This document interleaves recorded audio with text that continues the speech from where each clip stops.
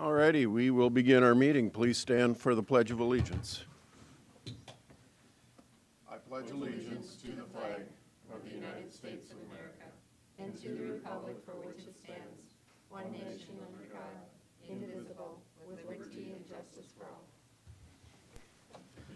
All righty, good morning, everybody. Welcome to our County Commission meeting. Today's date is what? The February 28th, December 28th, not February yet, but we'll get there. If you have a phone, you may want to silence it. And if you need a listening device, see one of our county staff. And meeting documents are in the end by County Commissioner Heiberger, and they're also available in the auditor's office during the week, during normal business hours. Call our meeting to order and begin with routine business. Look for a motion to approve our agenda. So moved. Second, Benninga. All those in favor? Aye. Opposed, same sign. Motion carries. We have meeting minutes for December 12th, 2021. 21st. You said 12th, right? December 21st, 2021. Motion to approve. Second. Motion by Heiberger, second by who? Bender, all righty. All those in favor? Aye. Aye. Opposed, same sign. Motion carries. Am I having a problem with dates today? Busted in today. Yeah. Okay. Bills to be paid. I'll pay attention here because there's a 12 in there too. $1,201,144.69. Pay the bills. Okay. Motion second. Comments? Commissioner Barth? Chairman, today's bills include $755,000 for building projects, $197,000 for Metro 911. So when you add those together, it's $952,000, which takes the biggest chunk out of this week's bills. Thank you, Commissioner. Motion and a second. All those in favor? Aye. Aye. Opposed, same sign. Motion carries. We have numerous reports. First, beginning with personnel actions. Look for a motion to approve routine personnel actions. Motion to approve. Second. All those in favor? Aye. Opposed, same sign. Motion carries. We have applications for abatement.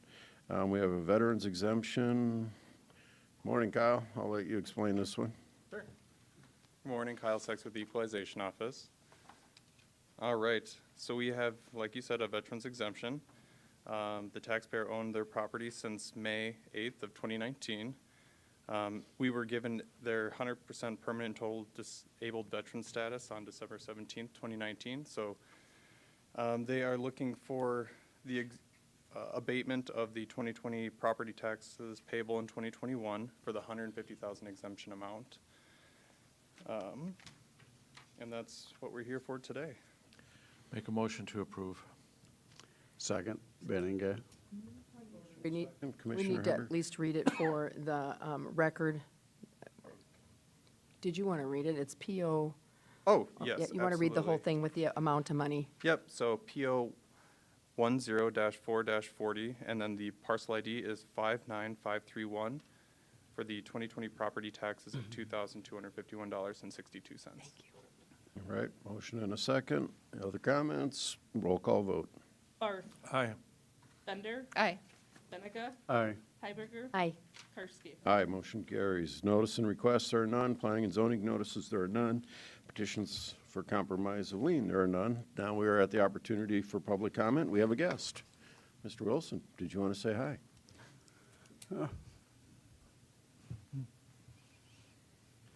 Members of the Commission, good morning.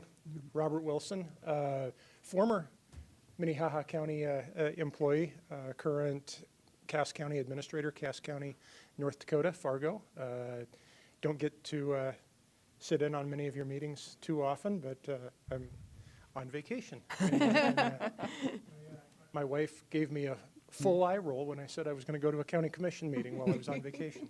So.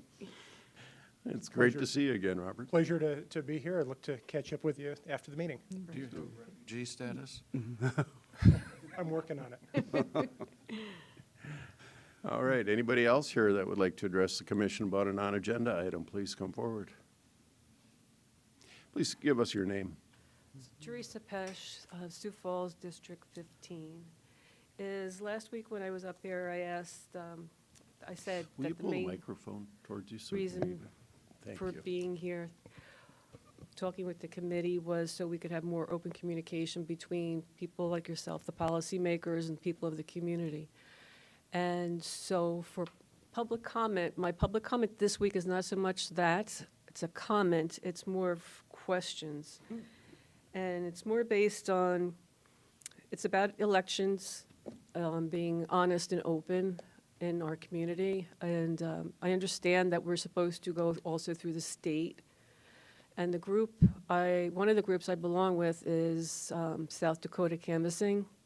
And our actual website is sdcanvassing.com. And we've gotten the voter roll from the Secretary of State, South Dakota. And there's a lot of data showing that there aren't as many legal voting people that actually voted that we would like to think. In other words, there's more people that voted that aren't legal than were actually registered.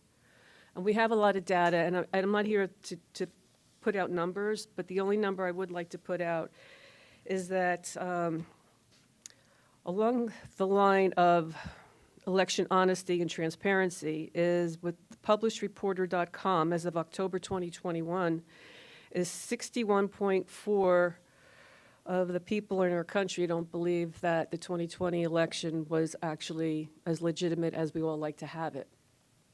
So my question to everyone is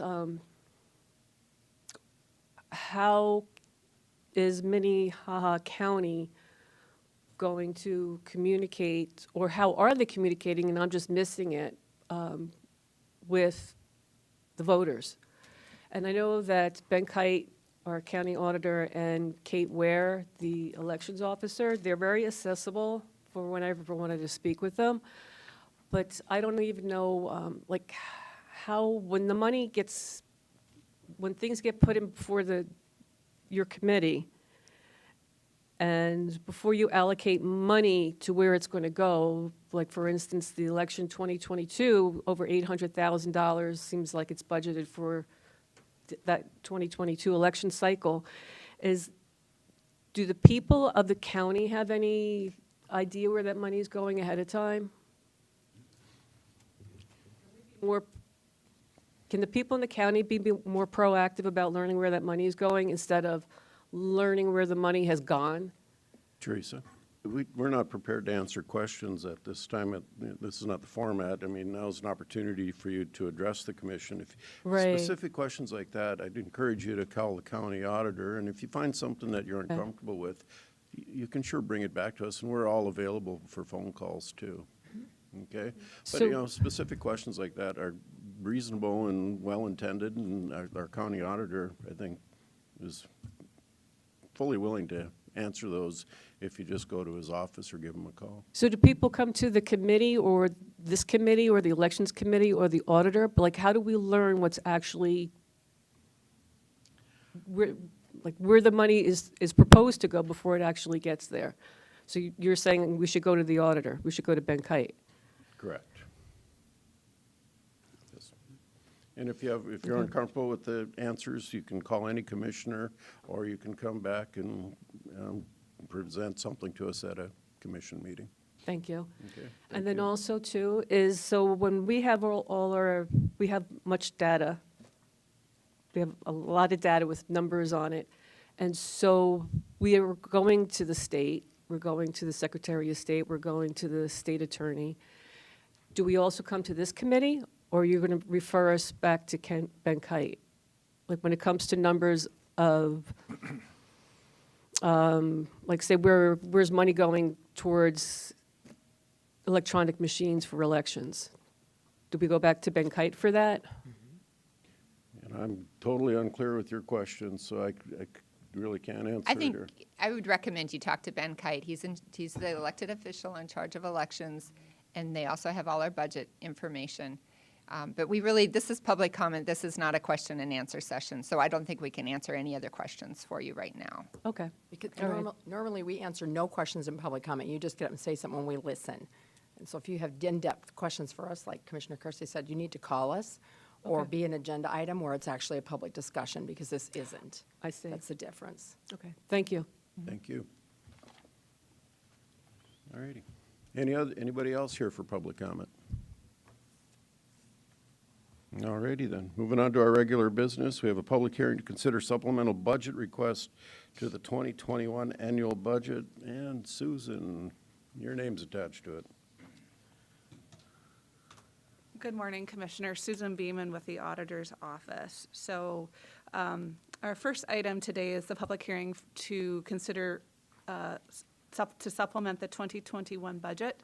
In front of you, you have the memo along with memos from each of the department heads explaining in detail why the supplement is needed. I'll go through it high level, and we do have some of the department heads here if you have further comment. So in summary, we received supplement requests from the coroner, juvenile alternatives, pretrial services, the jail, museum operation, the domestic abuse fund, and E911. I will call out just for attention to you that the pretrial services number has been increased by $2,000 from your notice of public hearing from 2 weeks ago, as well as the E911 is a new supplement request that was not on that notice of hearing because it came to our attention after that notice was created. The E911 is simply just, it's a pass-through, and those dollars that we got in last week were higher than what we had expected, which is the reason for that supplement. So we get the dollars from the state, and then we pass that out. So related to that, if you have any other questions specifically in any of the supplement requests, we have some of the department heads here if you have further questions. Questions for Susan? I guess probably for clarification, the E911 fund, that's that tax on your phone that you get every month, and the taxes generated are parceled out to all the PSAPs, and this is just our portion of that. Correct. We receive the money from the state of South Dakota, and then we pass that over to Metro. Okay. All right. Need a motion and a second. This is a public hearing. Oh, public hearing.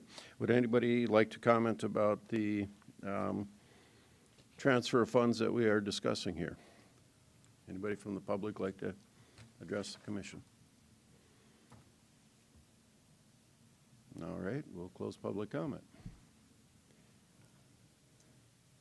Motion to approve the budget supplements for 2021 budget. Motion and a second. Call the roll. Bender. Aye. Benega. Aye. Hiberger. Aye. Barth. Aye. Karski. Aye, motion carries. Look for a motion to authorize the 2021 budget supplement requests using grants, donations, and reimbursements. We'll start with emergency management. You're not Jason. I am not.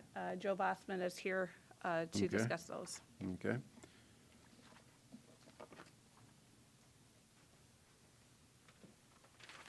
Good morning, Commissioners. Joe Bosman, the Sheriff's Office. This morning you have some budget supplements from the Emergency Management Division as well as the Sheriff's Office. Most of what this is revenue that has been received throughout the year to offset our expenses that were incurred generally from either grant projects or different agreements that we have with companies where we pay the money up front and they reimburse us afterwards. Maybe an insurance payout from an automobile accident, overtime reimbursement from task force operations that we completed. So this is just the end of year where we move the revenue from the revenue side to the expense side to make sure our budget is balanced.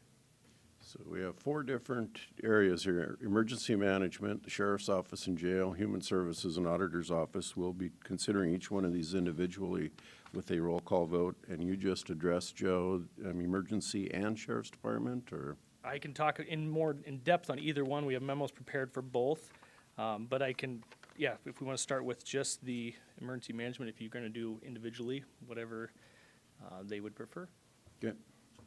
Commissioner Iberger. I just have a question on the memo. I brought it up to Carol yesterday, and maybe this isn't the time we're going to discuss it, but the last line that says the office does not recommend using any grant funds for the 2021 expenditures. This is due to retroactive nature of the decision. And on that memo, just because other people are going to read it, we're talking about the American Rescue Act fund money. And I just wondered if that was anything that we needed to discuss at this part when we're. We We can discuss it now or at the end of the four that are in front of you, whatever your preference is. Doesn't matter. Do you Why have a why don't you just go ahead and explain it now before we Sure. vote? Sure. We had our public working session about 2 weeks ago where we kind of ran through proposed and possible ARPA eligible items. We have a number of them that we had identified for 2021 that were that from a eligible expense item were identified. As we went through the actual compliance requirements related to the funding, so when we agree to the funding, there's all of these specific rules and regulations that we have to comply with. There were certain provisions within that are not standard practice for the county. For example, specific contract languages that need to be in a contract in order to have the funding be completely in compliance. And out of abundance of caution, we're not recommending we go forward with that because we're looking backwards, so you can't really put those provisions in a contract from months ago. So we feel at this point it would be best to just start fresh with 2022, get those pieces in place before we even consider those ARPA expenses going forward. Thanks, Susan. Mr. Chairman, Commissioner? so Susan and Captain Bosman, annual basis, well before we had this other federal funding, we've always had funding for emergency management to help with their salaries and some of their equipment. Is this included in that, or is this a separate issue? So specifically related to the American Rescue Plan dollars, Okay. this is a specific, a separate issue. Okay. So every funding eligibility that comes from whoever it's coming from, private or federal, will have their own set of rules related to that. And then some are passed through from the state, things like that. So this is specific to the American Rescue Plan dollars, and knowing that we're trying to look retro is kind of the challenge. So as we go forward, we're looking at how we can get those pieces in place until the commission decides where we want to go with that funding in 2022. Okay. So the only thing that's changed is the ARPA. We still have the typical traditional funding sources. Correct. Okay. So emergency management is our first one, and we have the 4 line items in front of us that this money, basically all the funds are received, it's just passed through. Correct. This is Money. pass-through money that we see. The first two are pass-through that from either state or federal that we have spent, then they reimbursed us. And the last two are donations for the police reserves and rescue squads that they've received that we need to supplement into their line items. And then eventually we'll come back and ask those to carry over for their projects. So look for a motion. Move for approval, Benninga. Second, Bender. Call the roll. Benega. Aye. Hiberger. Aye. Barth. Aye. Bender. Aye. Karski. Aye, motion carries. Moving on, Sheriff's Office. The list of stuff for the sheriff's office does include some items from the jail. Again, these are things that we have received reimbursement on that were not expected revenues, but we did incur expenses for these items. They are either for grants, federal or state or local, or donations. We received insurance payouts for vehicle accidents that we received back for the expenditures that we have incurred along that. And then also the last one is the COSAP grant. That is a 3-year program that we are working through, and so we want to document the expenditures that we've had, and from there that we have received reimbursement from the federal government on that program as well. Questions on the Sheriff's Office? Look for a motion. Make a motion to approve. Bender. Second, Hiberger. Call the roll. Hiberger. Aye. Barth. Aye. Bender. Aye. Benega. Aye. Karski. Aye, motion carries. Thank you. Moving on to Human Services. I'm not sure if Lori's here today, but I am prepared to cover it. So back in November, we brought forward the South Dakota CARES funding for human services with rental and utility assistance. This supplement request is to help to supplement the budget for those dollars fundings coming from the state of South Dakota. Motion to approve. Second, Benninga. Call the roll. Barth. Aye. Bender. Aye. Benega. Aye. Hiberger. Aye. Karski. Aye, motion carries. All right, and the last one, various county funds to various county budgets. So the items on this list are mostly donations. You can see we have donations in the area of elections, human services, and safe home, as well as a supplement for pass-through grants for the ICWA grant. What's ICWA? Uh, Sorry. Indian Child Welfare Act. Yes, that's it. Thank you. Okay. That was Indian Child Welfare Act, okay. Okay. Then going back to our elections, we got a donation from the Secretary of State for election equipment, so. Correct. It was some laptops as well as the letter opener. Okay. Motion to approve? Second. Motion and a second, call the roll. Bender. Aye. Benega. Aye. Hiberger. Aye. Barth. Aye. Karski. Aye, motion carries. Thank you, Susan. And we're moving on to more. Consider a motion to authorize the following intra-fund transfers. First one, a transfer from the general fund to the COSAP fund. Yes, so our COSAP fund, as Joe indicated in our previous agenda item, was a new grant for us in 2021. As that isn't a separate fund, but we receive reimbursements a quarter in arrears, that fund will, at the end of each quarter, have a negative cash position, just from a timing difference in when we receive reimbursement. So we are asking you to consider a transfer of $30,000 into that fund. That simply takes it from the general fund to the COSAP fund to help keep that fund to cash balance to be above zero, to essentially fund about one quarter of expenses until that reimbursement comes in. Those dollars would stay in that fund until the end of the grant, in which that cash would then be moved back to the general fund. Okay.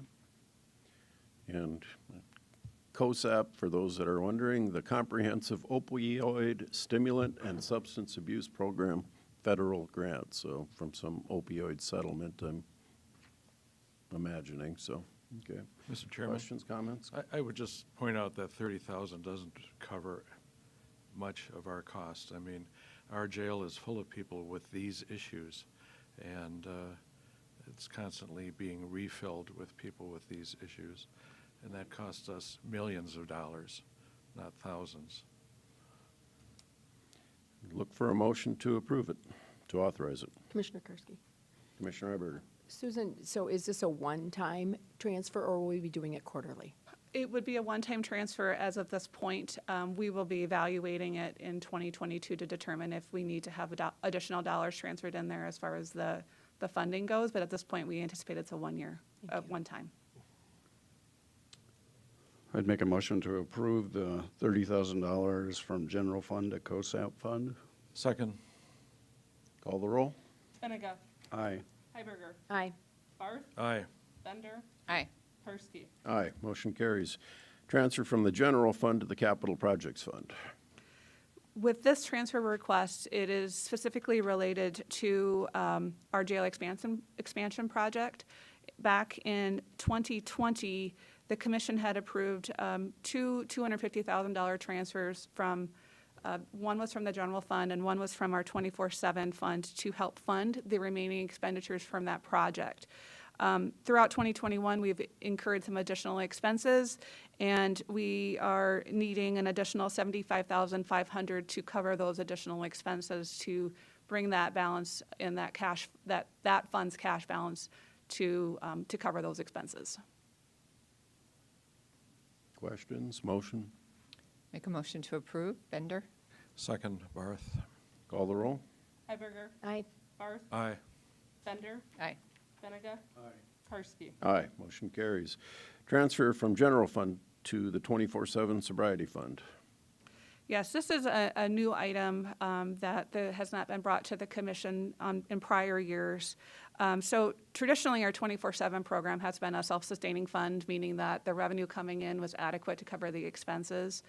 What has happened in the since COVID hit, is that the program is seeing expenses that are higher than our revenue coming in. And so we are needing to supplement that fund with a cash transfer to cover those expenses.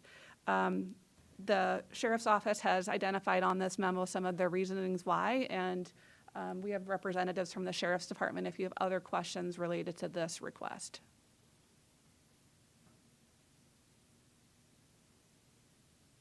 If there's no questions, I'd look for a motion. Make a motion to approve. Bender? Second with the comment. Commissioner Barth. So again, alcohol is an incredible cost to our county, and while we now get a few 600,000 a year from the state, we don't get any sales tax, and it seems like the cost causer, that is the booze business, ought to pay the cost of all of these things, and of course they're happy to skate by with none of that, and we can't even suspend the license of people that sell illegally to young people. I mean, we can recommend it be suspended, but we can't suspend their license.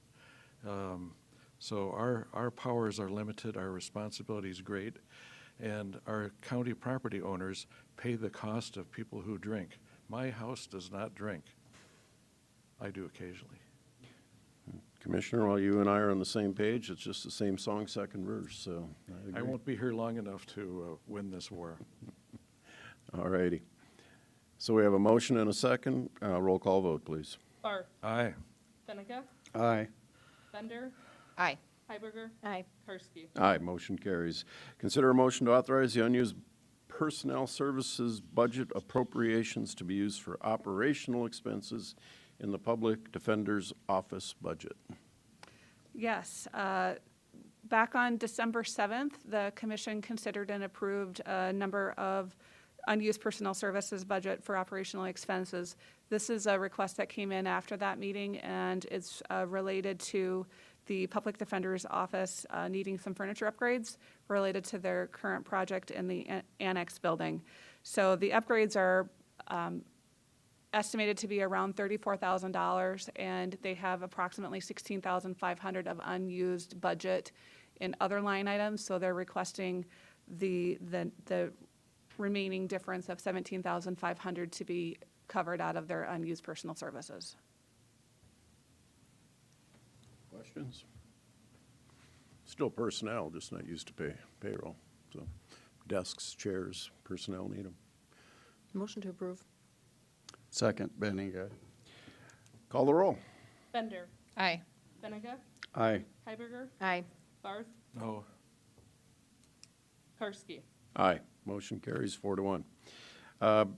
Thank you very much, Susan. Moving on to a briefing. This is a briefing only on the upcoming debt issuance and refinancing. Good morning, Ben. Morning, Commissioners. Ben Kite, Auditor's Office. So yes, I'd like to provide a briefing on our upcoming debt issuance and refinancing. So if you recall, back in 2020, the County Commission approved issuance of up to $25 million in bonds to finance the construction of a new highway shop and the remodeling of the extension building. On December 1st of 2020, Minnehaha County issued $9.8 million as its initial financing to complete those projects. And now as time's gone on, we've been able to get a better forecast of what to expect for final cost to complete those projects. And that cost, we think, is around $6 million that we will need by the end of March of 2022. So considering that, the Auditor's Office is recommending that bond issuance of $6 million for an issuance on or before February 28th. In addition to that, we went in conjunction with our bond counsel and others, reviewed other outstanding bonds to see if there would be any opportunity to refinance some of those from higher rates to lower rate. We did identify one bond, 2010A, which was used originally to fund the jail kitchen expansion. That bond pays an average of 4.83% and with a discount that we get on the rate, rebate, I should say, back from the IRS give us an effective rate of 2.86%. We estimate that if we refinance this at today's current rates, we could save $100,000 over the life of that bond. We looked at other bond issuances that are outstanding. Most of them aren't eligible for refinancing or didn't provide us enough savings to justify refinancing. So we would anticipate, consolidating the issuance of the $6 million debt to complete the construction and remodeling, plus the $1,585,000 from the refinancing into one bond in February to cover those. So I would expect to bring forward a resolution next week asking for permission to issue that debt. Our bond counsel has prepared a resolution. It's in the State's Attorney's Office at this point for review. If you're interested, there is an attachment that outlines our expected cost for the finishing of the construction projects. That kind of shows you how we come up with the $6 million in need. Any questions on that?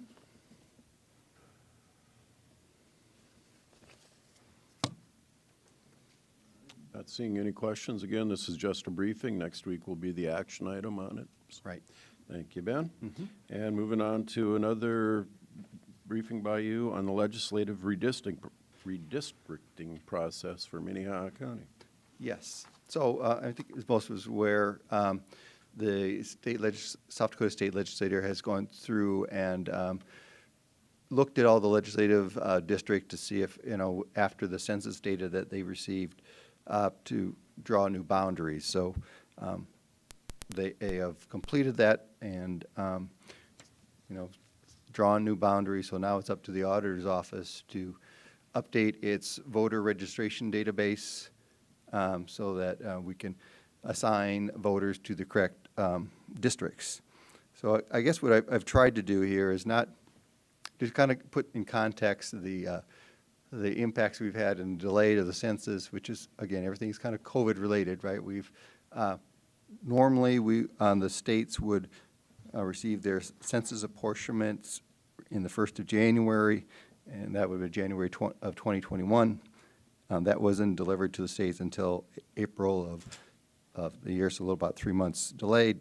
And then the census redistricting is really impacts this redistricting process for legislative districts was delivered to us, or delivered to the state on August 12th, about 4 months behind, right? So included in your packet, I tried to put together a timeline, or to give us some context, and I'm trying to blame anybody, but this is just the reality of our the economy going on right now with COVID-related items. Everything's delayed, so I kind of tried to outline there all the steps that the state redistricting committee has gone through and how it took them to middle almost end of November to come up with a map, and then we didn't get the data to update our database until December 7th. Right. So with those, now that we have those new boundaries available, we need to adjust our database to reflect the new legislative districts. So again, I also provided here on the screen in front of you, that's the new redistricting for Minnehaha County. So again, to kind of give you some context, we have or had 8 legislative districts in Minnehaha County. We were added a new one, district number 2, right? So we now have 9, and then affected by each one of those boundaries of those 9 districts will have to change, right? So Minnehaha County has about 127,000 voters. Of those, we estimate about 60,000, not quite half of the voters from Minnehaha County will be impacted by these changes of the boundary. So, I guess you kind of have 2 options. If you're a smaller county, you would go into your database and change each one of those, right?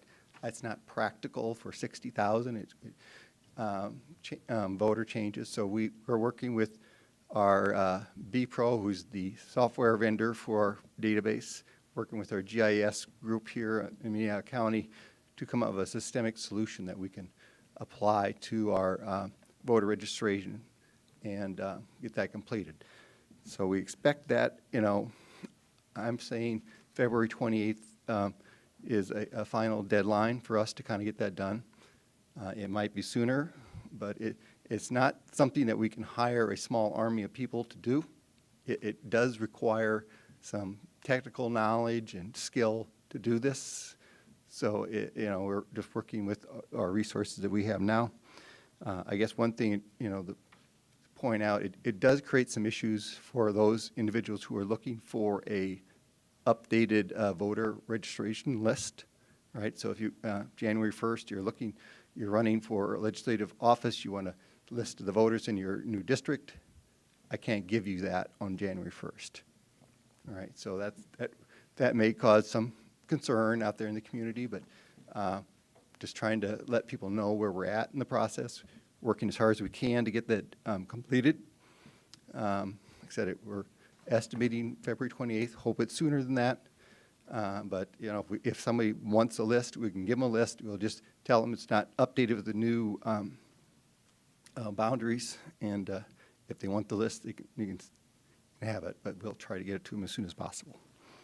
So I guess, again, maybe to give you some context, the Minnehaha County map there, we have some maps also from the previous maps, right? You can, comparing those, I think you have those in front of you, you can see the level of change. And then also to kind of give you something to kind of judge us with, in 2010, we had one boundary change for a legislative district. Now we have 9, and a much larger population that's impacted, so along with the delay in receiving the census, just the complexity of the change and the impact it has on the number of voters will require us to take a little bit more time in completing this task. So, any questions? Questions of Ben? Commissioner Benega. Yes, Ben, my first question is, we got about almost 50% of the voters who will be in different districts. How are we going to notify, or have you started a conversation or a plan on how we're going to do some public relations and marketing of where people are going to be voting to or at? Traditionally, we have not notified people by some sort of mailing. Individually, if their districts change, we should kind of allow the media and other sources to kind of communicate that. If we were going to change the precinct boundaries, then we would notify them directly. I can say that I don't have a direct plan on how to communicate, but I appreciate that comment. Kind of makes me aware that we do need to get this out there. Hopefully, the media will pick this up and ask some questions, and so that people are going to be more attuned to their changes.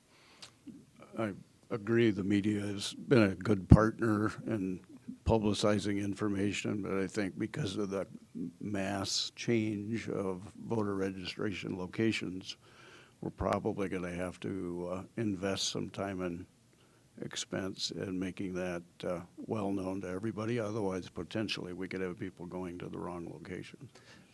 I think it's important to communicate that, right, so people know that their legislative representative they might have voted for in the past might now be different, right? So, but one thing, I guess, I think we often talk about this change as related to precinct changes, right? We're not changing precincts, right? So you're always going to go to the same, you're still going to the same voting location. It's just that who you vote for may change. I'm just suggesting that there may be some confusion in this whole process if we don't do something directly with the voters. And I agree. I think that's a good point. We'll need to make some effort to communicate to people. Commissioner Bender. I think at a minimum, I think these maps you guys did are great. And even if it was just this first map that lists the new districts and where the lines fall, if we can put that on our website, I think that would be tremendous for folks to be able to see, kind of quickly which district they are now in, so. Yeah. Good point. One other, thing I might mention to people, or mention to the group, right? So we haven't addressed changing precinct boundaries, right? So we've had the census out, so the populations have changed. It will probably make sense to look at precinct boundary changes to kind of align people better. One of the issues we will have this year is that previously we had just a couple precincts that crossed between two districts, right? You might go into precinct 1, but that precinct 1 straddled district 3 and 4, right? So you would have a couple ballot styles. We estimate that there might be over like 27 of those issues in 2022. But appreciating the situation in my office, right? Don't have the experienced staff there. Right now, we need to get through this redistricting, get this settled, and then I'm not sure that we will address precinct boundary changes in 2022, or if we're going to have to wait until we get through the election to do that. I think that's a big task, and I'm just afraid of injecting too much change at one time into the process. Commissioner Barth? This is a tough job that you have, and I know that myself. I previously have run for office in District 25, which is now, 20 miles away from where I live. And, it seems to me that I entered my name at the Secretary of State's website and got my new precinct. Is that work for you if you go to the Secretary of State's website and I can't say for 100% confident that's true, right? It sounds like it should be, but I haven't tested that out. One nice thing about running for county office is the whole county is your district and you vote in this county. So I'd recommend it. But, it is very difficult, and then you throw in potential changes of voting locations. And, the same school that you always voted at might not be accepting election stuff this time. And, we've got at least one place where you go and vote in somebody's garage. And there's not a lot of people that vote there, but if that changed, those people would be scratching their heads. Yeah. Finding polling places is a challenge, right? And you'd like to have them be consistent. And with COVID, we've had a lot of challenges on that. Yeah, so Carol just pointed out to me from the Secretary of State's office that the precincts and polling places for 2022 primary general election will be updated closer to the election. So at this point, it doesn't look like they're updated. And I think Commissioner Barth is correct, because I did that for myself and I think for my daughter, because she had recently moved. And if you put a name in, it will bring up the voting precinct that you go to, so. Yeah. For the precinct, you're correct. It will tell you what precinct, because those haven't changed. But your legislative district that you're represented by may not be updated. Yeah, and I'm one of the 20,000 that gets to change districts, and hopefully my precinct stays the same, Yeah. so. Jeff. Jeff is, so at least two of us would be, if you figure out half the population of the county is going to be impacted by these changes. Yeah.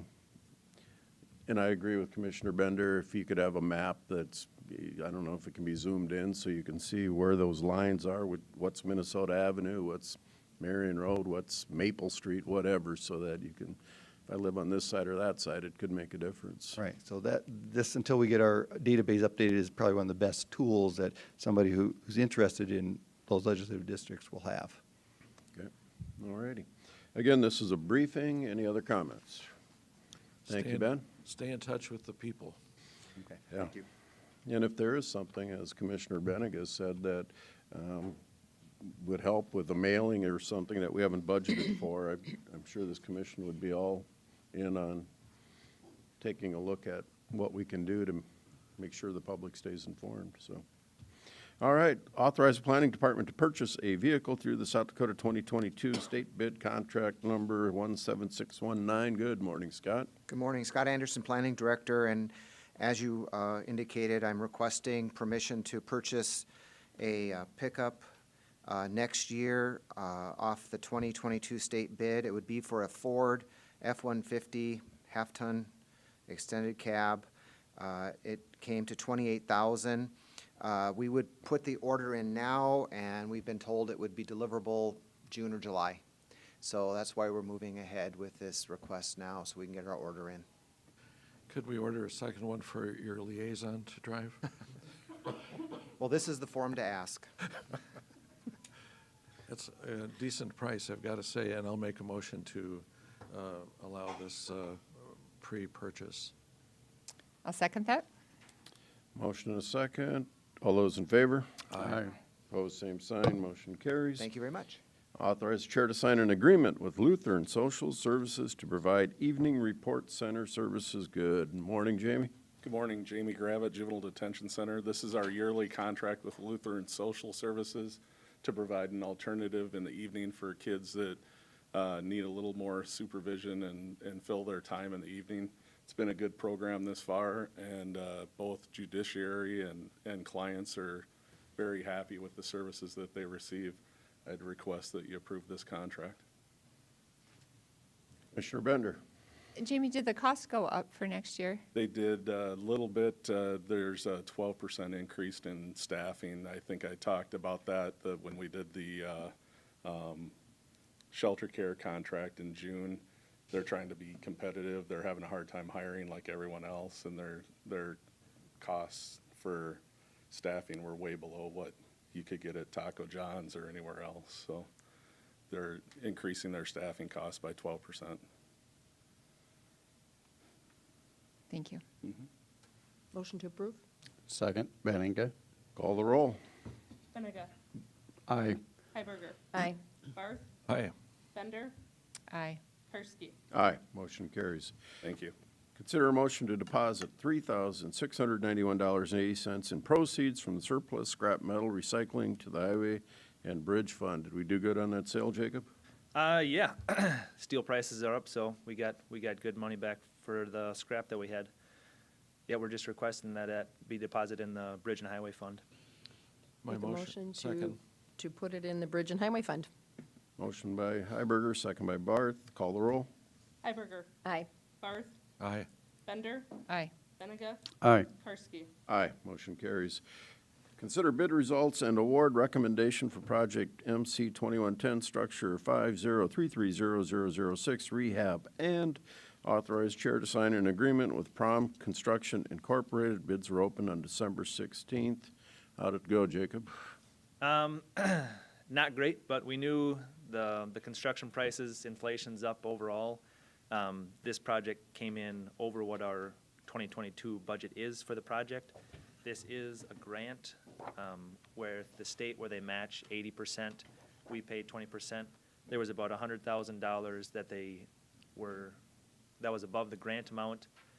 We have requested the state consider giving us an additional coverage on this project. Haven't heard back yet. Have heard two other entities did request the same thing from the state and were told no. So we're still going to request, though, just based on the increased cost that we've seen in the construction industry, and these grants were given to us in like March of last year. So hopefully they're considerate. But we have available budget to cover this project and would definitely like to award. Commissioner Hiberger. Jacob, thank you. So if the state did reimburse this, would it be 80% of that 100,000? Yeah. Yeah. Thank you. And 100,000 is just approximately. Yeah. Yep. Commissioner Barth. So is this do they get a lot of traffic from the dairy on this bridge?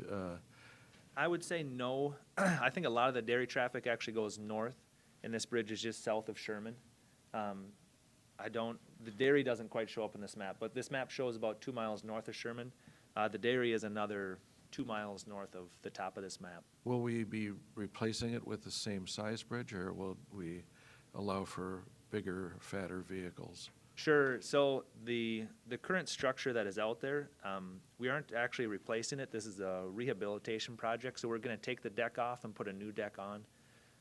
The corrosive environment that we induce on the structures with the salt that we add to remove ice, breaks them down pretty quick with the concrete and steel in there. So the bridge will get a new deck on it, and it'll be, everybody will be able to drive over it just like they do today.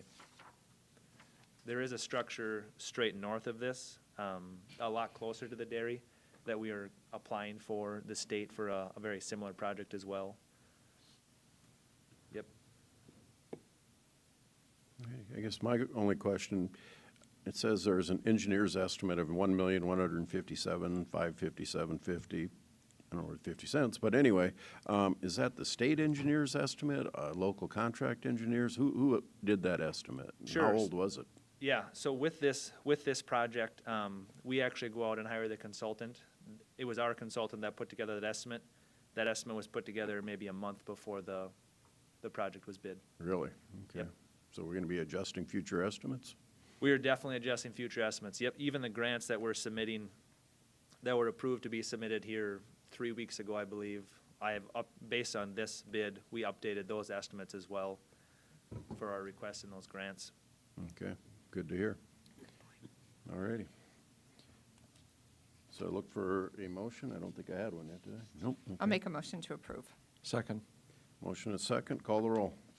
Barth. Bender. Aye. Benega. Aye. Hiberger. Aye. Karski. Aye, motion carries. Thank you, Jacob. Thank you. All righty, we are having a briefing on the Treasurer's Office project progress. Tyler and our treasurer are here. Good morning. Good morning, Tyler Clyde, Treasurer's Office, Commission Office. So, we wanted to just give you an update on where we're at with this reorganization process. If you might remember, in June of this year, the Commission signed an agreement with Dr. Tracy of the University of South Dakota to do a process study with the Treasurer's Office. Let's see. So just a little background, the process and the purpose of the project rather was because the Treasurer's Office can experience some significant wait times. These often are exacerbated by, or experienced more heavily during peak demand times. Those demand times are exacerbated by break times, lunch hours, unscheduled absences, as well as regular scheduled absences. Additionally, Dr. Tracy pointed out that there's some office layout and organizational inefficiencies that could be improved upon. After doing a process analysis and a capacity planning study, Dr. Tracy came up with 24 different recommendations that was presented to the Commission, and the Treasurer and I have been working on implementing those. Those recommendations broadly fell into 3 categories. There's personnel issues, policy issues, and infrastructure issues. And that's just kind of a simplified way that we've used to understand this process as we work through it. Now, Dr. Tracy did what's called a waiting line methodology or queuing study. Because we don't have the skill or the time to learn how to do that, we thought it was prudent to collect some of our own data to measure pre and post to see if what we were doing actually has the impact that we're hoping it does have. One thing to point out, if you look back at Dr. Tracy's study, what he did is count customer arrivals. What we've done is count customer transactions. So anytime someone was actually at the window versus anytime someone just showed up at the Treasurer's Office, which there is some differences. So what we counted was the number of transactions, and I realize that's not very precise language. Basically what that is anyone who wasn't paying property taxes or wasn't doing a vehicle registration renewal. And in addition, then we counted property tax payments, vehicle registration renewals, and those who did not have the right documents when they showed up to the office. And these were tracked for the first week of November. Now, the one thing I want to point out before we go any further is there's a lot of noise in these numbers because we asked the staff to count them, so it was not their primary job, obviously. Their first responsibility was helping the citizens. So there's some noise in there, so don't take these too seriously, but they do they do paint a good picture of what we're experiencing. So again, the number of transactions, again, these are people who are not paying property taxes or doing a vehicle registration renewal. And there's some consistency you can see, and it kind of bears out what the Treasurer's Office experiences, where Mondays and Fridays have the highest demand. It kind of wanes during the middle of the week. Then you have number of folks paying property taxes, which obviously is going to be lower, as this was in November, so not a peak demand time for those sorts of transactions. Vehicle registration renewals, these were fairly consistent as well. And finally, what we think is probably the more important one to think about is the people who showed up who didn't have the right documents to complete their business. Question. Yes. So here we have 57 people on Monday that did not have the right paperwork, and then we have 99 that were renewed on Monday on the previous chart. Are they cumulative, or do they, so did we have 156 people try to renew their registration? Great question. Okay, thank you. These tables are not cumulative. So there was 57 unique people who showed up to do whatever business they came to do. They were not able to complete that transaction. So the reason we want to especially kind of focus on these sorts of this sort of information is because these are things that we think the processes and improvements we implement can have actual change on. We can get people to have the right stuff, because when they don't have the right stuff, they show up, they waste their own time, and then they have to come back and duplicate the amount of time that they've allotted to do that same business. The other thing that, so like you, with the question of these being cumulative, so there was 1,838 completed transactions if you add up the 3 previous tables. Then there's 257 citizens who showed up and were not able to complete their business for that week. So there's a total attempted transactions, if you combine failed and completed, 2,095 attempts. With 257 unsuccessful, you've got about 1 out of every 8 people who were unable to complete whatever it is that they wanted to do at the treasurer's office. And like I said, that's why we're focusing especially on those, because we think we can make some real impact there. Now, the treasurer has been very proactive in moving these recommendations forward. Sorry, this is just kind of another way to visualize those 4 tables. I wouldn't put too much time on it, but it's just another way to see that information. So, the 24 recommendations that were provided by Dr. Tracy, we've already got 12 of these recommendations completed. There are 6 others that are in process right now, and another 6 that have not started, and those haven't started for various reasons, whether it's timeline or it's just not the right way to go about whatever it is the treasurer wants to kind of move forward with. But essentially, she's made a lot of great progress, and I'm sure there might be some questions, so I'd be happy to take those, and I'm sure Chris can help with that too. Commissioner Bender. So I'm curious, there are other slides about personnel recommendations. Are you guys going to talk about that separately or not? That was my sneaky way to be prepared. Oh, okay. You read too far ahead. Yeah, we can go over those too if you want to address the specific ones, if you have any questions. I was curious about the infrastructure recommendations in particular, if you could just kind of run through those for us. Sure. A lot of these were really easy. The report of sale was a simple sign out front. Additional chairs was just a matter of getting some additional chairs. Some second monitors for the back of house staff is the phrase that Dr. Tracy used, basically anybody who's not at one of the front windows. Some of the other ones that have started, though, replacing printers with some combined scanner copiers. These, we know what we're ordering. It's just a matter of waiting until 2022 so we can use the funding available to order those. The changing window, or adding a new window, that's going to be a much more intense process. We have an idea of how we want to do that, and we're just waiting for the right time to actually begin construction. Relocating staff within the office. So one of the things that is important, and sorry if you want to. No, you're fine. You're okay.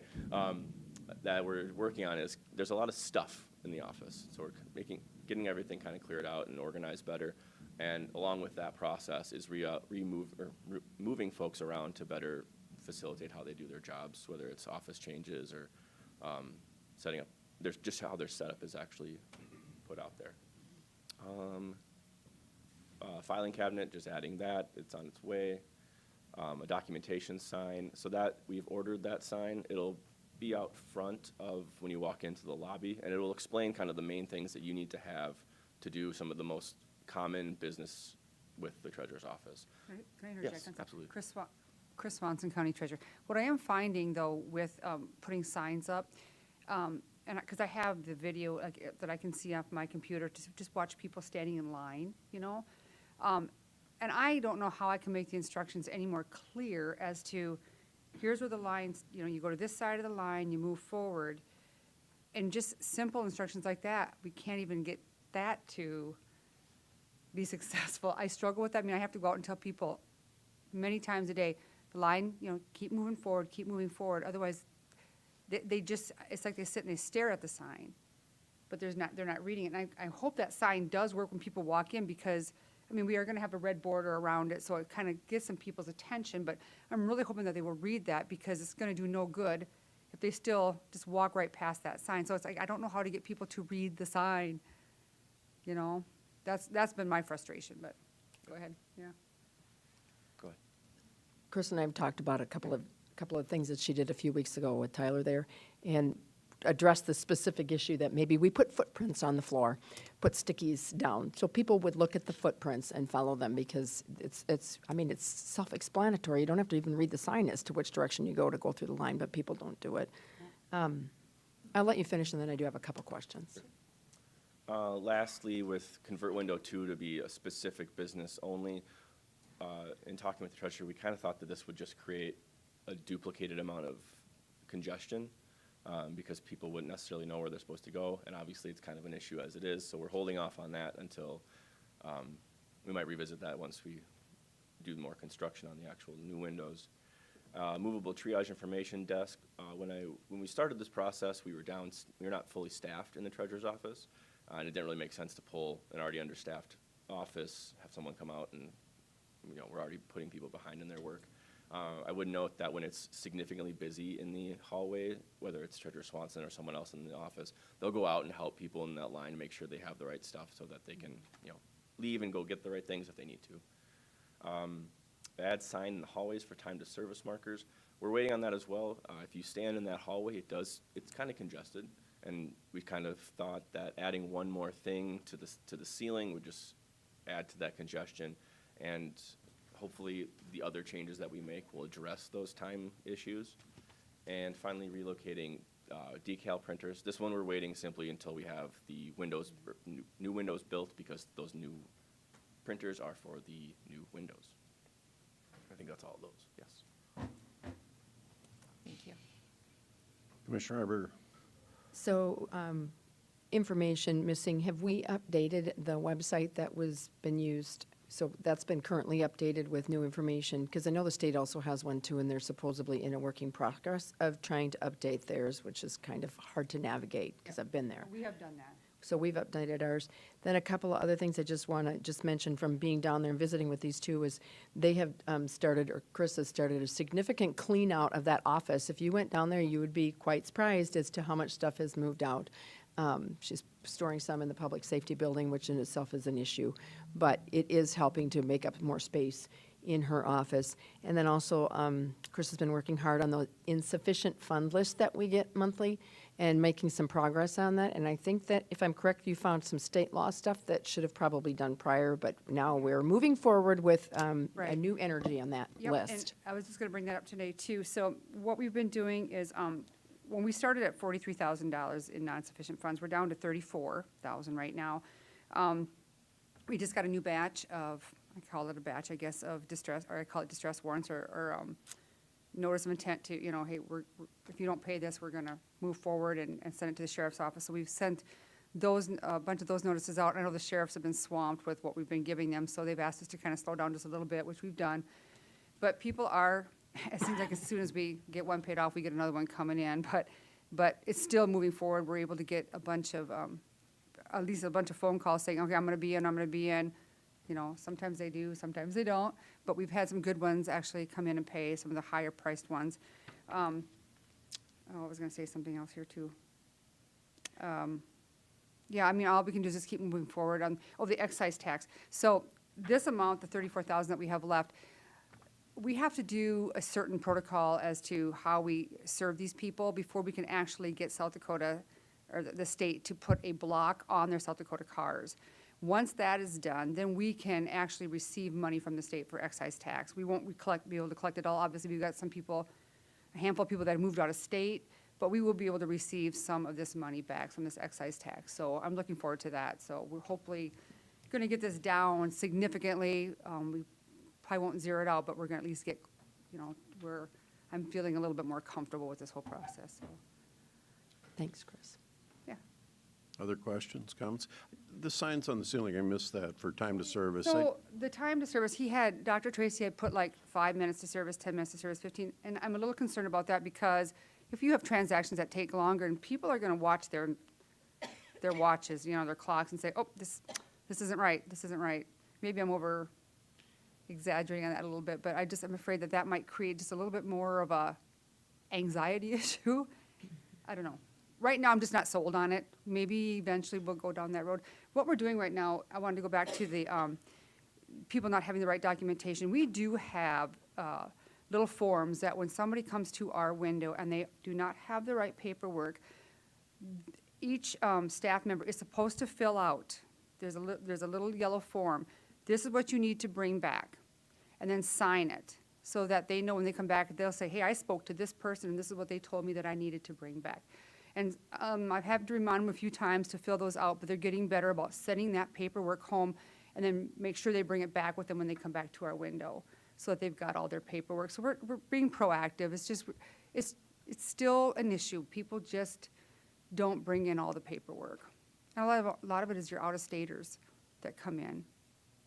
I guess my thought on that, Chris, it's kind of the Disney World model. You know, you going through these queues to get on the ride, and it says if you're at this point, you're going to be here for 20 minutes Right. or 30 minutes or whatever. And when I walk in that door and I see a line that goes back to the door, I'm thinking, is this an hour and a half line? Is it? And you know, So you think it should be, I think it's. I mean, you have 13 windows or whatever, and I think the average. Okay. I think to me it makes sense I to respect put that that, yeah. up. So that, you know, you see that line, you say, oh, it's 20 minutes from that point. okay. You know, and if it's 15 or 25, you know, at least you have a good idea. It's not an hour and a half. Okay, I will consider that then, yeah. Thank Yeah. you for that input. So, I guess my only comments were, last week I was at the window Yeah. and there was nobody in line, so I don't know if I scared them out or whatever. But service was impeccable. The people were very friendly. The culture has changed, so I give you a lot of credit for that. Thank you. The other thing that, as you were talking from a global standpoint, so to speak, if there's a way to, instead of having people wait in line before they get to the window and then find out that they're half complete, is there a way to, and I'm just asking a question because I don't have an answer, to get them to recognize that before they get in line, because you're going to cut that wait time and the process down by potentially 25%. And that's why we think, do we need a triage? You know, another person be sitting out there and doing that? I don't know. I don't want to pull somebody from the office particularly because then we're short. But, I mean, and that's why everybody put up that sign. These are the forms you would need. But again, are they going to read that? You know, so I mean, it almost has to be somebody that comes up to you and say, hey, let me take a look at your paperwork. Do you have everything you need? I understand I think that's that. going to have to, I think that's about the only way I can think of right now that it's going to be almost 100% successful. You know, rather than having them stand in line for the 20 minutes or whatever, and then they come up there like, oh, great, I don't have what I need. You know, they could have been avoided. And when we are not busy, I do have someone go out there and go through their paperwork. And I've seen a few of them have walked away because they don't have it, and they like that, the fact that, hey, this is great, I don't have to stand in line, I can go get what I need now and come back. But then you have people come back and they still don't have what they need, so I don't know.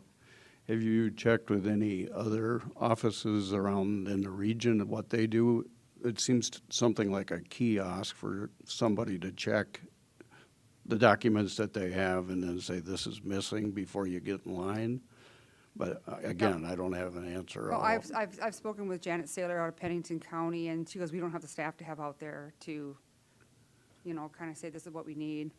And then when I was in, like, just even in Mitchell, they didn't have anything like that. Of course, there's only 2 deputies in there, and then the treasurer. We may need to go to a bigger location like Des Moines or Omaha or Minneapolis or Cass wherever. County. Cass County. Yeah. No, we do have, one of our employees down there did come from down in Nebraska, and they did have someone like that was out there doing a triage type deal, saying this is what you need. And it worked very well for them. Commissioner Barth?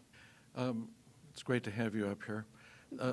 How does the kiosk, how's the kiosk doing, the one that we have down there by Julie Risty's office? You know, I see it, it's really sporadic. Some people, some days I'll see a few people in front of it, and then there'll be days, weeks, I see nobody in front of it. A lot of them will go to the high Vs and avoid coming down to the administration office, because somebody told me one day that the line at the high V was just crazy. And we didn't have anybody down at the administration office that day using the kiosk. And another thing with the kiosk too is in that, you know, everybody, if something goes wrong with that kiosk, of course, they immediately come to our window, and it's a state issue. So we kind of take a tongue lashing over that once in a while, but, so. Maybe, I'm sorry, Mr. Chairman, maybe we should relocate this to, you know, another organization in town like Lewis or something. Active Generations. You know, Gerald was there and there was no line. He mistakenly went on the day people renewed their marriage license.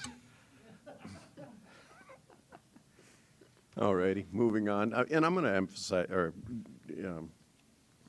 go back to what Commissioner Benega said. I've been down to your office 3 times in the last 4 months to do things. And first of all, you started opening at 7:30. Oh, and that's been great. That's been Yep, fantastic. We've had people, I think, are slowly getting it, because we've had a few people there. It's just nice. It really eliminates that bottleneck in the morning. It's great. Yeah, and once I had to wait 15 minutes, and twice, I mean, it was like walk right up to the window. So it's been, your people are great, the service has been excellent, and, you know, I just have noticed the lines are down. When I come in, that's the first thing I do is look down the hall, and I see your lines are down considerably. So. You know, there was one day we were quite short with staff, and we had quite a line that day. And I know I went out a few times, and just let the people know. I just said, you know, I apologize, we are short-staffed, it's gonna take a while. If you wanna come back tomorrow, you know, we'll have, and I had more comments saying, thank you for just letting us know that. We just wanted to know, you know, and nobody left. So I think it's just a lot of communication too that needs to be put out there, but. And one time before I went, I did call the state treasurer's office, or maybe Department of Motor Vehicles, and said, what do I need to do this transaction? And they said, you need this, this, and this, and, There you go. yep. Yep. So, make a Yep. quick phone call to the state. Maybe we can hire a consultant from Fargo to give us some expertise in what they do. Yeah. Yes, sir. I think that Fargo only has 3 people in their treasurer's office, because the state does all the motor vehicle registrations. Yeah. Anyway. Yep. All righty. Other comments, questions? Briefing complete? Thank you. All righty. Thank you. Obviously, a high-interest item for all of us, so, and keep up the good work on those NSF checks. Thank you. I'm gonna grab an earring, hold on. Okay, yes, thank you. All righty. Moving on, authorized chair to sign the 2022 lease agreement with Metro Communications. Tyler. All right, good morning, Tyler Klatt, Commission Office. Metro Communications leases space from Minnehaha County in the Public Safety Building. The lease, renewed annually, runs from January 1 to December 31st. According to the lease agreement, the lease escalator rate is set at the Midwest Urban CPI Index, which was 6.6% over the previous 12 months. That results in a 78-cent per square foot increase, moving from $11.88 per square foot to $12.66 per square foot. Contract total being $54,400.77, paid in 12-month installments of $4,533.40. The request being for the commission to authorize the chair to sign the 2022 Metro Communications lease renewal. Make a motion to approve the Metro lease agreement. Second. Motion is second. Call the roll. Bender. Aye. Benega. Aye. Hiberger. Aye. Barth. Karski. Aye, motion carries. Authorized chair to sign the 2022 coroner/medical examiner agreement between Minnehaha County and Dr. Kenneth Snell/Sanford Health Pathology Clinic. Tyler. Tyler Klatt, Commission Office. Dr. Snell currently serves as the coroner and medical examiner for Minnehaha County. The contract will run from January 1, 2022 through December 31st. The total cost of the contract includes fees for services, as well as estimates for normal expenses associated with the work of the Office of Coroner and Medical Examiner. These normal expenses include things like lab fees, ambulance, transportation costs, and other monthly expenses, and are not part of the contract and are paid separately from the Coroner and Medical Examiner budget. The contract does stipulate that if those fees exceed 80% of the total budget, there will be the county and Dr. Snell will discuss whether a supplement's required.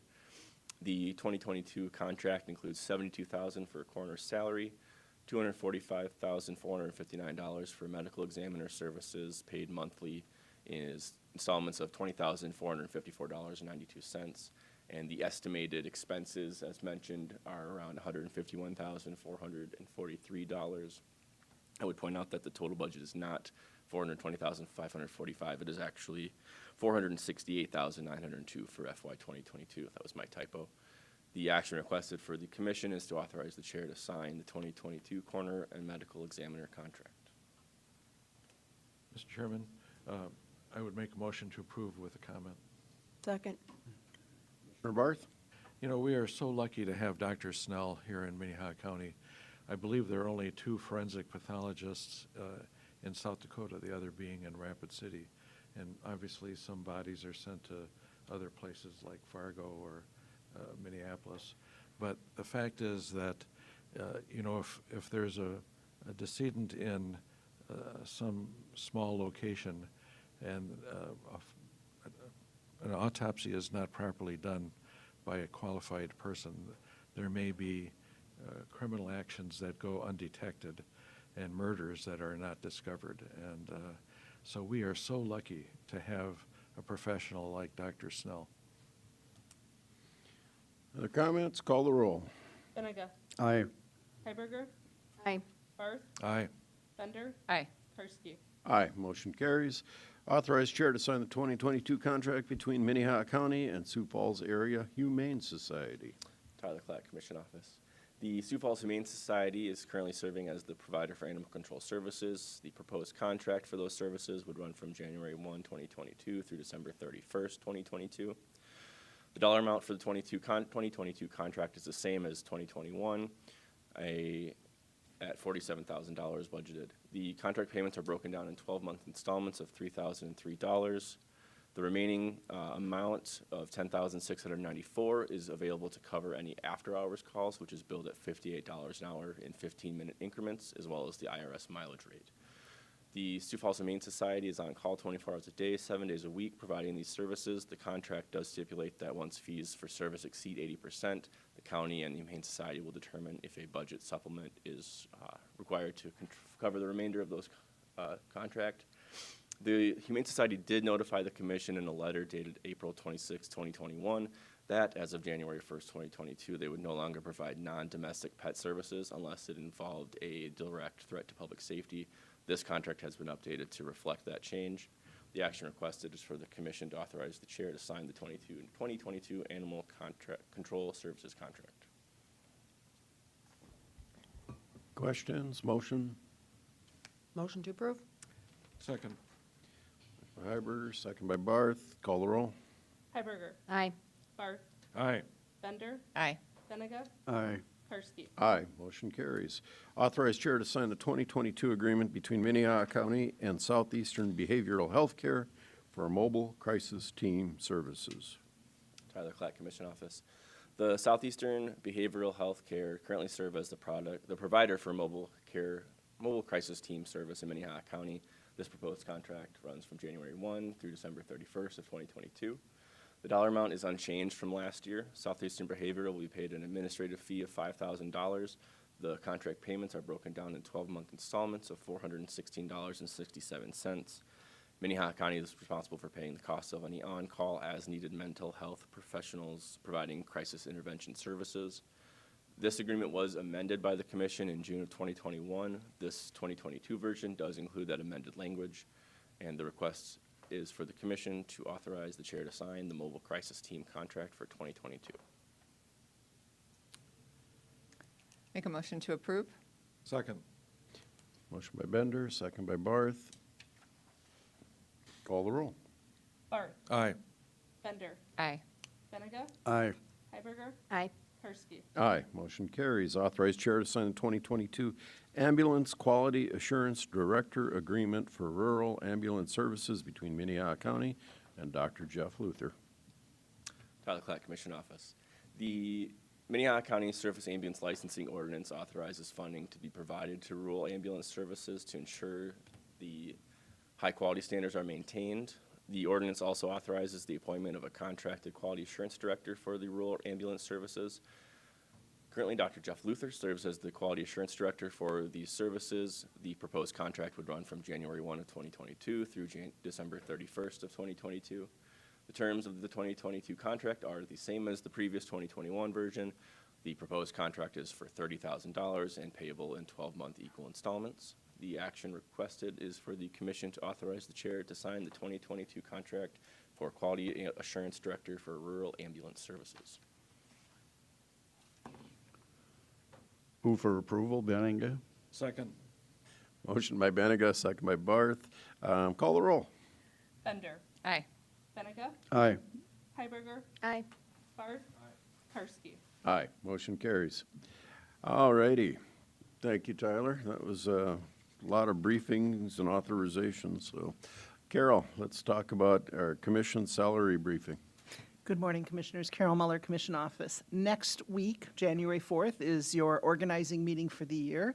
And there are a lot of things that you get to do once a year, and one of those happens to be setting your salary for the commissioners.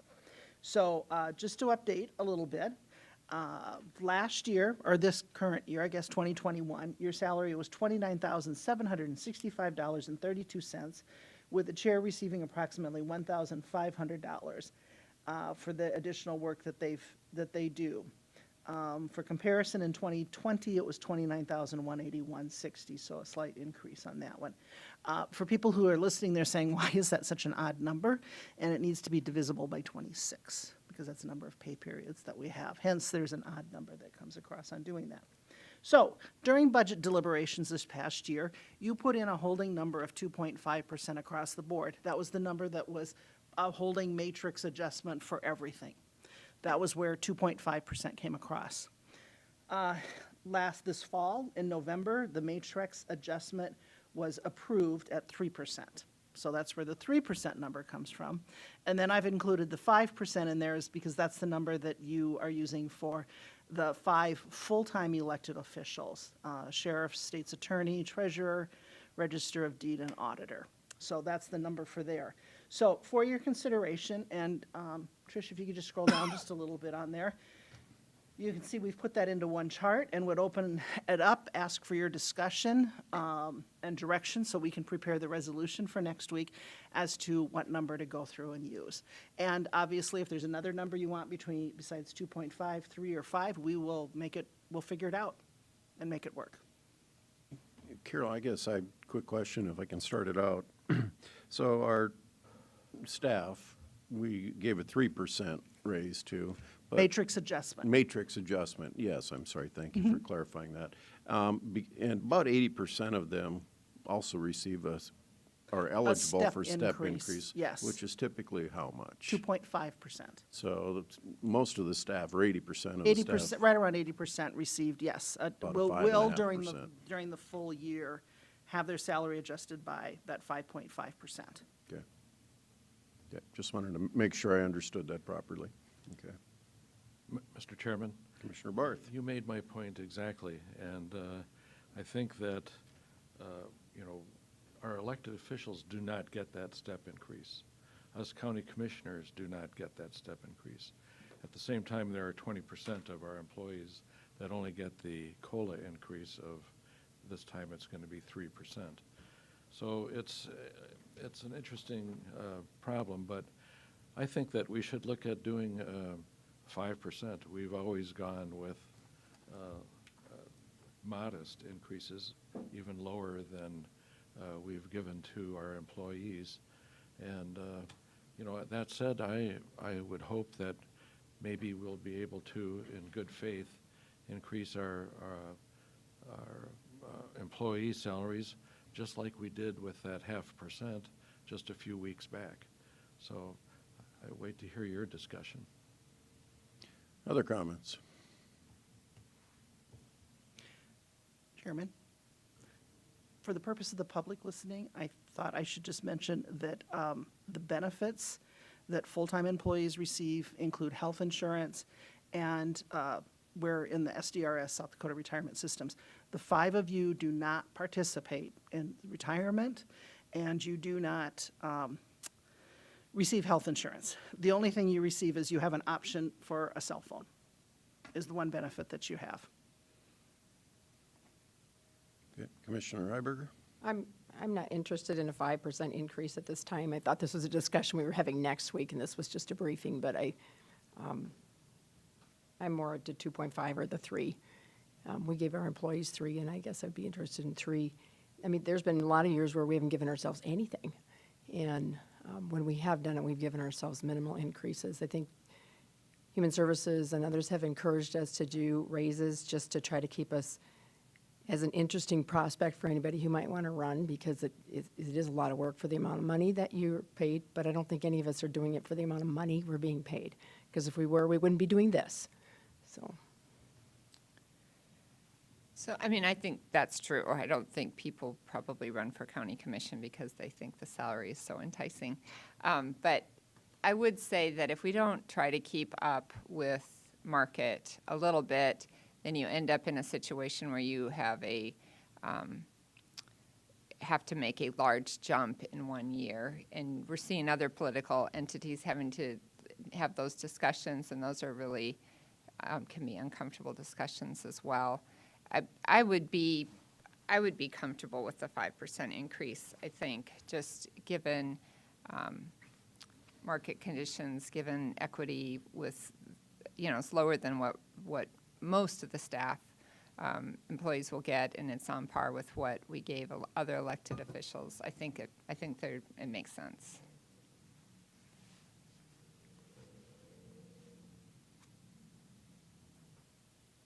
Mr. Chairman, Commissioner Barth? I would say as regards to Carol's comment, it's true, we don't get any of those benefits. But I do get to go to luncheons and coffees, and I get free cookies and stuff every now and then. I'm going to go back to, kind of the parity when, we did all the other elected officials at 5.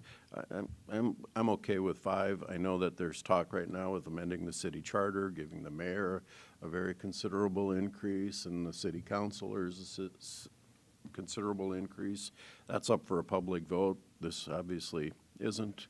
If the public doesn't think we're getting their money's worth from us, they vote somebody else in. But the other thing that's not shown on here is what other commission salaries are for comparable or counties within a 300 or 400 mile area. We are considerably below what other commissioners are paid in comparable size counties, and we have the same responsibility and scope that we have to take care of.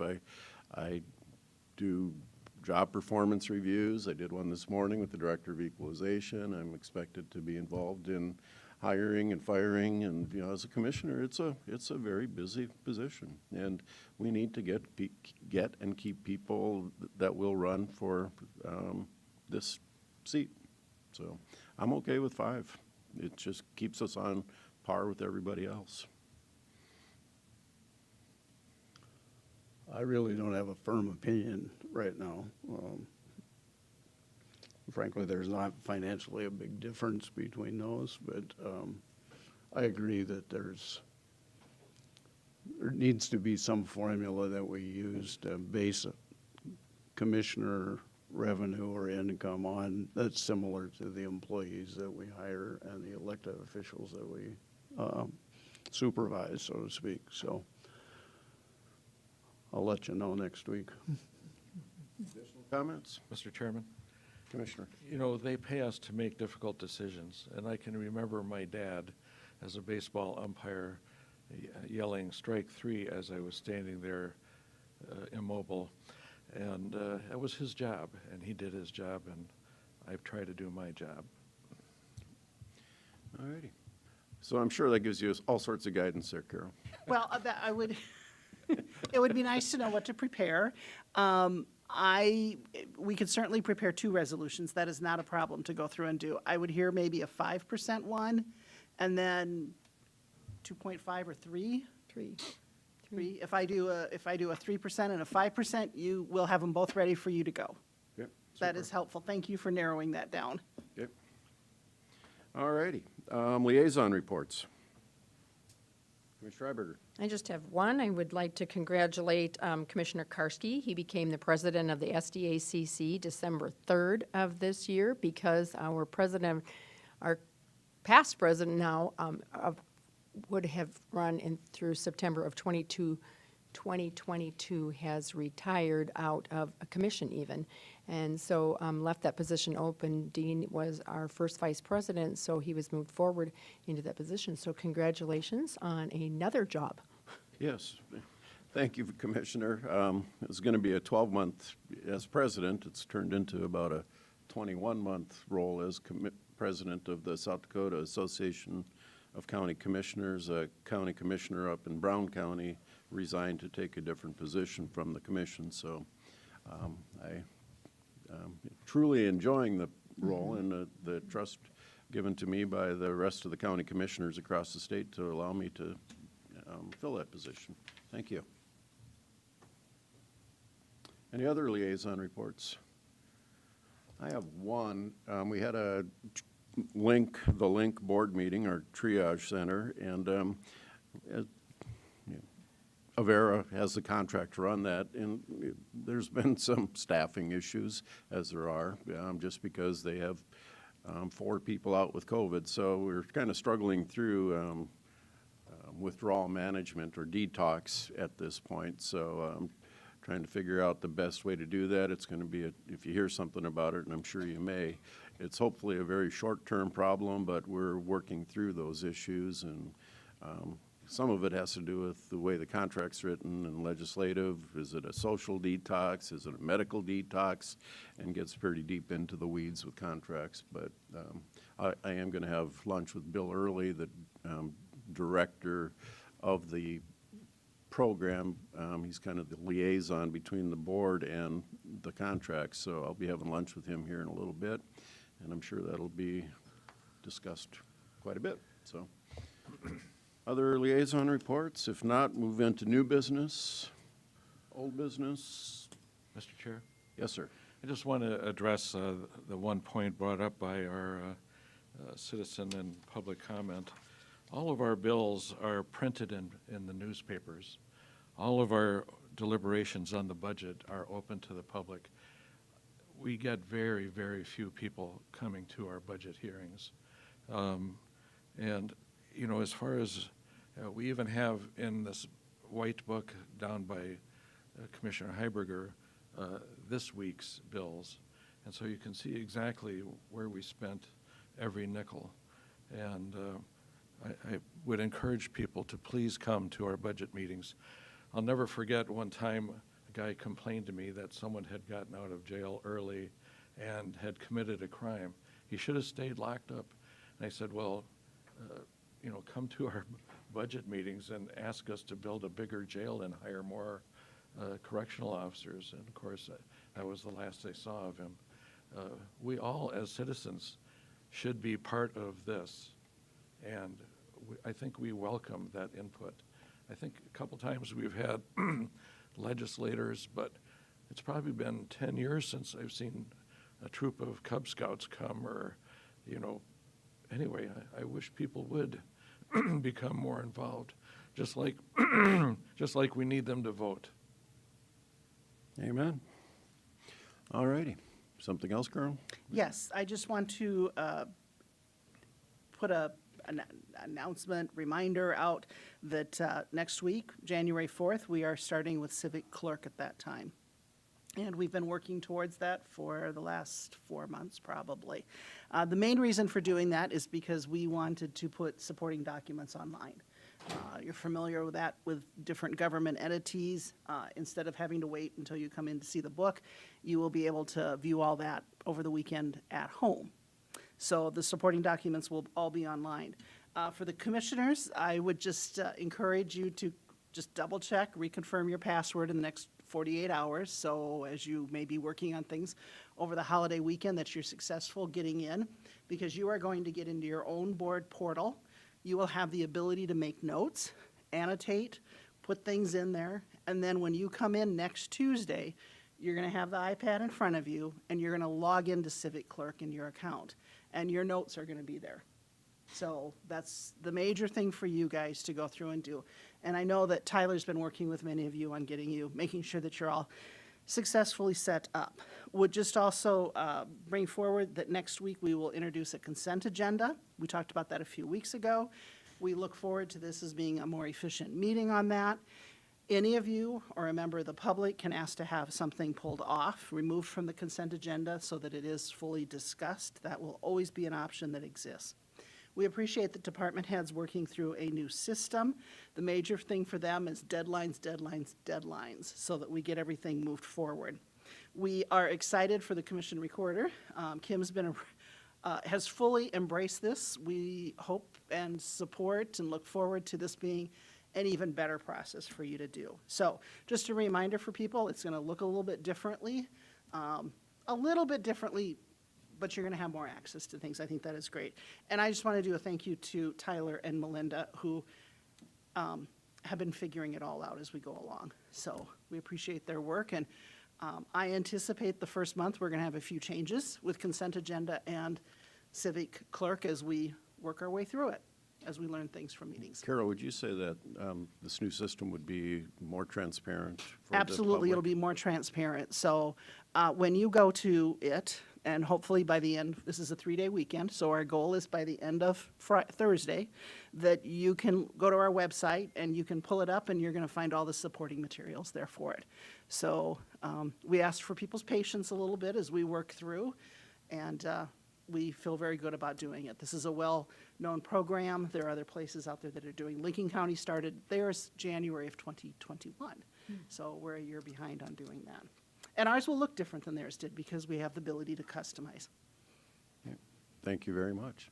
Commissioner Barth. I just would say that the Planning Commission uses the consent agenda a lot, and we really need it because even the smallest item can go for 45 minutes of discussion. And additionally, Gerald, I'll pay you to print me a copy of the agenda so I don't have to learn this. All right, we have executive session, so I am going to look for a motion to recess for about 8 minutes, shut the systems down, and then we'll come back for exec. So look for a motion to go to recess. Motion? Second. All those in favor? Aye. Opposed, same sign. We are at recess for about 8 minutes.